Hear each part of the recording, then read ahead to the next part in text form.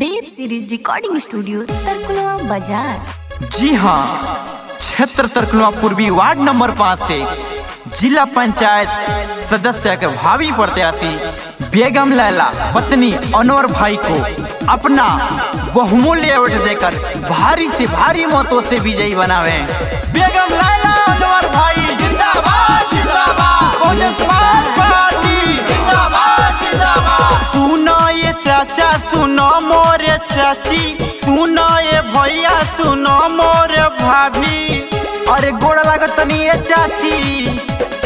सुनो ये चाचा सुनो मोरे चाची, सुनो ये भैया सुनो मोरे भाभी, वार्ड नंबर 5 से चुनाव जीतई हो, अनवर भाई के विजयी बनई हो, बेगम लैला के विजयी बनई हो, अनवर भाई के विजयी बनई हो, बेगम लैला के विजयी बनई हो।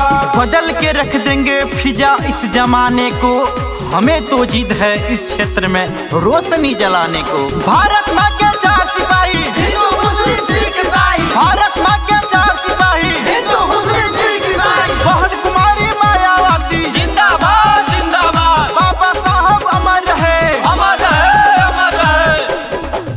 सबके प्यारे दुलार पोई हैं, गौआ के विकास करी है, ए बार जिता दो भाई भैया।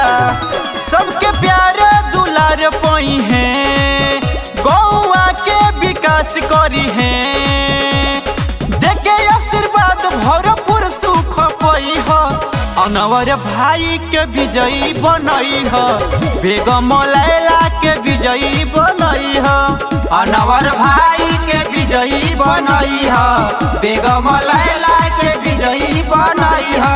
बेगम लैला अनवर भाई जिंदाबाद जिंदाबाद, बाबा साहब अमर है अमर है अमर है, मनोहर काशी राम जी जिंदाबाद जिंदाबाद, बहन कुमारी मायावती जिंदाबाद जिंदाबाद। सुख दुख में कमाई है, मैटर कोनो होई सुलझाई है, और कोनो दिक्कत ना होई हो, सुख दुख में कमाई है, मैटर कोनो होई सुलझाई है, भरपूर वोटवा से इनके जीतई हो, अनवर भाई के विजयी बनई हो, बेगम लैला के विजयी बनई हो, अनवर भाई के विजयी बनई हो, बेगम लैला के